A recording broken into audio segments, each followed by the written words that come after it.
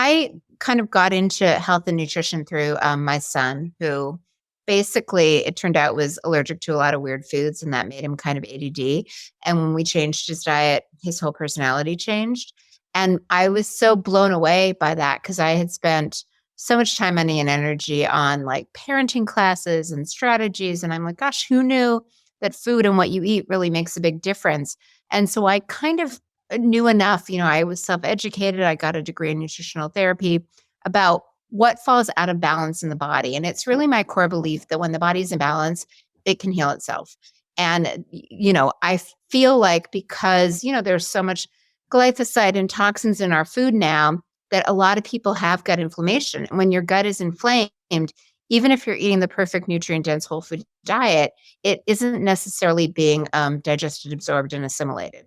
And so when you bump into that, it's almost like, the main freeway is under construction. And so you take the back roads. There are kind of alternate paths. And what I really like about oils is the idea that you can topically apply things specifically on reflex points. And it's just another way to shift the organ systems and the body into balance. And in some ways, it's easier. Like I probably tried every kale recipe under the sun and tried to get my kids to eat it. And that wasted a lot of time, energy, and money. My kids never complained when I rubbed oils on their feet. They were always like, oh, okay. So I feel like in some ways it's the path of least resistance. And if you're already eating all the right foods and making all the lifestyle choices, it's another way to kind of support the organ systems. So I've classified our oil blends into kind of 4 categories. There's the brain blends. As I mentioned, it's really hard to get remedies into the brain. You can't do chemotherapy on the brain because the molecules are too big to pass through the blood-brain barrier. But super small fat soluble molecules are perfect.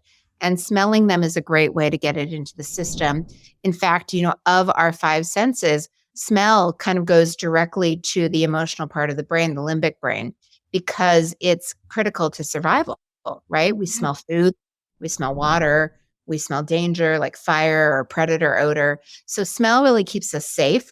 So it bypasses this area called the thalamus and goes directly to the amygdala.